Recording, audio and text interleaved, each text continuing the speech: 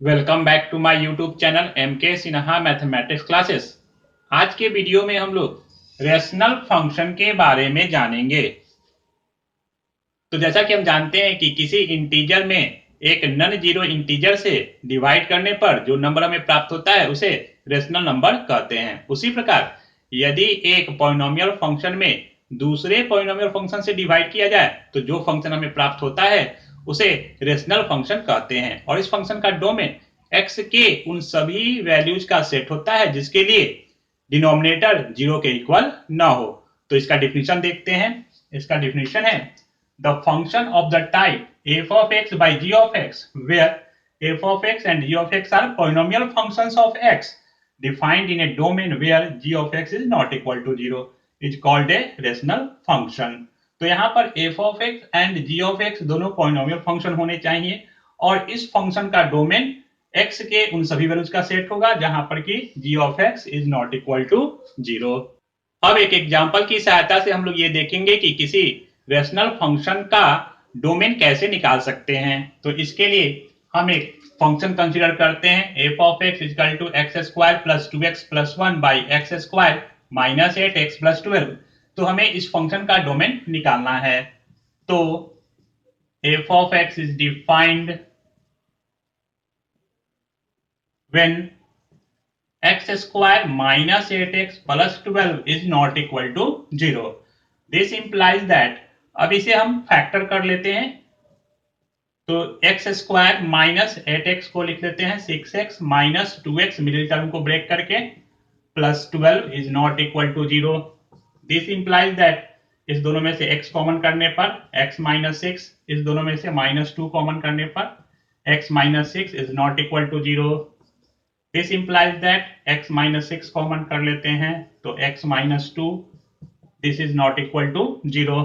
तो this implies that x is not equal to x का value 6 के equal भी नहीं होना चाहिए और 2 के इक्वल भी नहीं होना चाहिए। तो this implies that x is not equal to 2,6। तो इस फंक्शन का डोमेन 2 एंड 6 को छोड़ करके सभी रियल नंबर्स का सेट होगा। तो domain of f equal to set of real number minus एक सेट लेते हैं जिसमें कि 2 और 6 को लिख लेते हैं।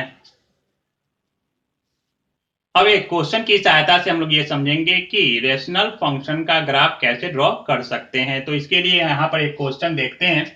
Draw the graph of f from r minus x8 है जिसमें कि 0 है to r defined by y equal to f of x equal to 1 by x। तो इस फंक्शन का डोमेन 0 को छोड़ करके सभी रियल नंबर का सेट होगा क्योंकि 0 के लिए फंक्शन डिफाइंड ही नहीं होगा।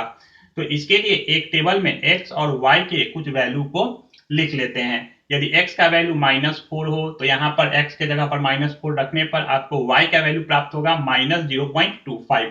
उसी प्रकार यदि x का वैल्यू -3 हो तो y का वैल्यू -0.33, x का वैल्यू -2 होने पर y का वैल्यू -0.5, x का वैल्यू -1 होने पर y का वैल्यू -1, x का वैल्यू 1 होने पर y का वैल्यू 1, x का वैल्यू 2 होने पर y का वैल्यू 0.5, x का वैल्यू 3 होने पर y का वैल्यू 0.33, x का वैल्यू 4 होने पर y का वैल्यू 0.25।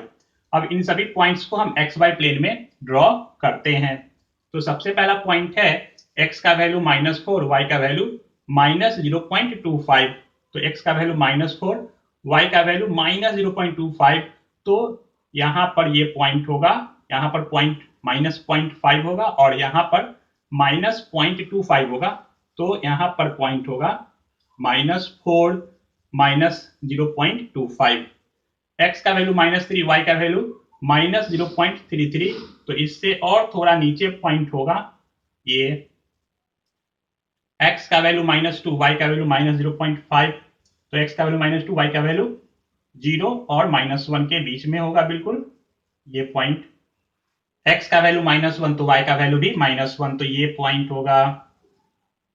इसी प्रकार जैसे जैसे x का वैल्यू 0 की तरफ बढ़ाएंगे वैसे वैसे y का वैल्यू निगेटिव में -इन्फिनिटी की तरफ बढ़ जाता है। तो जब इन सभी पॉइंट्स को मिला देते हैं तो हमें इस प्रकार का एक ग्राफ प्राप्त होता है।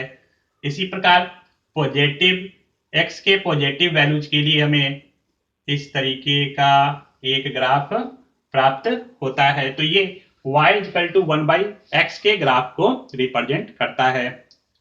तो आज के वीडियो में इतना ही। इस वीडियो को पूरा देखने के लिए आपका बहुत बहुत धन्यवाद।